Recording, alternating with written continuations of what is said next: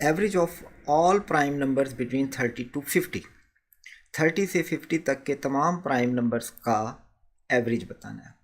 30, अब ये भी देखेंगे बिटवीन, यानी कि न 30 शामिल होगा न 50, इनके दरमियान वाले नंबर लेने हैं। और तमाम प्राइम नंबर वो नंबर होते हैं जो अपने आप और किसी नंबर से तकसीम नहीं होते, यानी कि वो जैसे 17 है, 17 प्राइम नंबर है, ये सिर्फ 1 से डिवाइड होगा या 17 से, किसी और नंबर से डिवाइड नहीं होगा।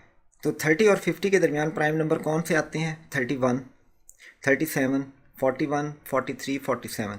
और ये याद रखें कि प्राइम नंबर को मालूम करने के लिए कोई डिफाइंड फार्मूला मौजूद नहीं है, इसलिए आपको ख़ुद ये लिस्ट बनानी पड़ेगी कि कौन कौन से प्राइम नंबर इनके दरमियान आते हैं।